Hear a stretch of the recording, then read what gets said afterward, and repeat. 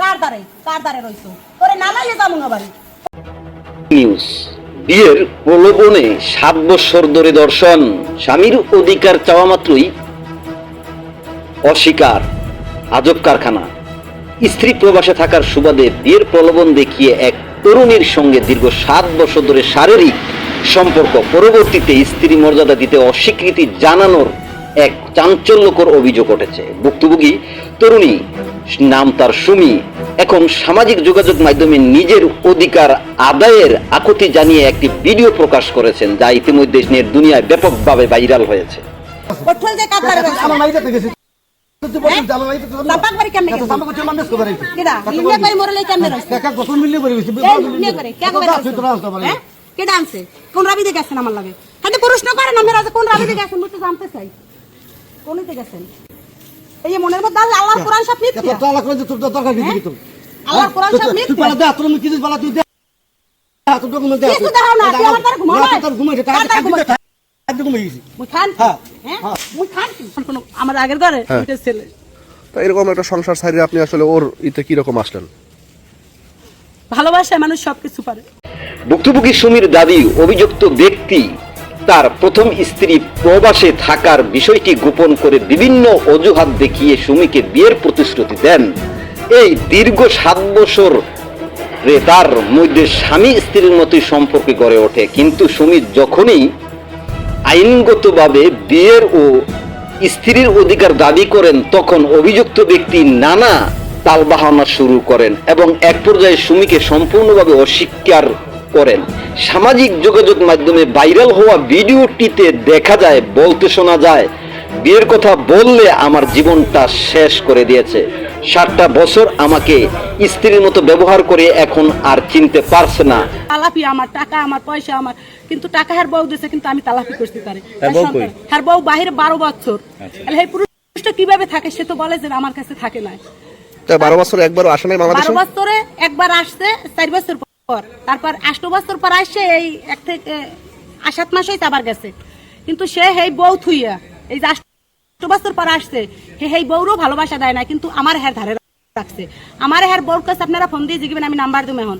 হ্যার বউ আমারে নিয়ে ঢাকা গেছে, বরিশাল গেছে, পটুয়াখালী গেছে, হ্যারের সঙ্গে নিয়ে গেছে। এরপর আমি 1 মাসের জন্য আমারও বাইরে পাঠাইছিলে, আমার 1 মাসের জন্য ট্রেনিং এ ঢাকা পাঠাইছে। কিন্তু ওই সময় ঢাকা হেয়ারকে আমি 1 মাস যখন যাই রয়েছে, কিন্তু ওই বিদেশের বউ বাড়ি, কিন্তু হে ওই সময় পাগল হয়ে গেছে আমার জন্য। হে 1 গ্লাস পানি আমার থুয়ে খায় নাই। আমি আমার স্বামীর অধিকার চাই, সমাজের কাছে বিচার চাই, তবে দেশের প্রচলিত আইন ও মানব অধিকার আইনজীবীদের মতে বিয়ের মিথ্যে প্রলোভন দেখিয়ে নারীর সম্মতি নিয়ে শারীরিক সম্পর্ক স্থাপন করা বাংলাদেশের নারী ও শিশু নির্যাতন দমন আইন 2000 সংশোধিত 2023 এর 9(1) ধারা অনুযায়ী দর্শনের শামিল। এছাড়া মুসলিম পারিবারিক আইন অধ্যাদেশ 1961 অনুযায়ী প্রথম স্ত্রী প্রবাসে থাকলে তার লিখিত অনুমতি এবং সালিসি পরিষদের অনুমোদন ছাড়া কোনো পুরুষের দ্বিতীয় বিয়ে করা আইনি সুযোগ নেই। অনুমতি ছাড়া বিয়ে করলে তা শাস্তিযোগ্য অপরাধ। ভিডিওটি ভাইরাল হওয়ার পর সামাজিক যোগাযোগ মাধ্যমে নিন্দা জ্বর উঠেছে।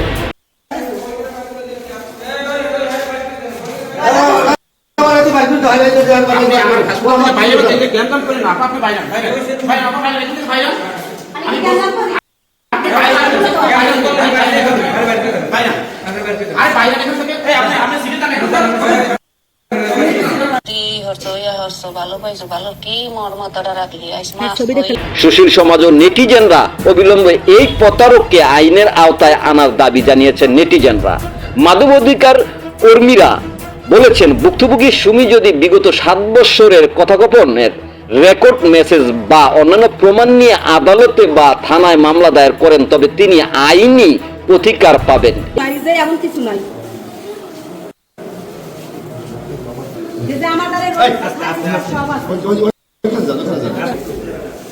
এই প্রতিবেদন লেখা পর্যন্ত অভিযুক্ত ব্যক্তির কুকর্ম সুস্থ তদন্ত ও সুমির আইনি অধিকার নিশ্চিত করতে স্থানীয় প্রশাসন ও আইনি শৃঙ্খলা রক্ষাকারী বাহিনী হস্তক্ষেপ কামনা করছে সাধারণ মানুষ। নিউজ ডেস্ক, সবুজ মাহমুদ, এসএসবি, রিপাবলিক নিউজ। তোরে যাইতে দিম না, তোরে যাইতে দিম না। মুই তো মরিয়ে গেছি, মোর পুতকে এতিম বানাইছো কা? আচ্ছা তো কে তোর কেডা তোর মানে তোর দিকে মোর পুতকে এতিম বানাইছো কা?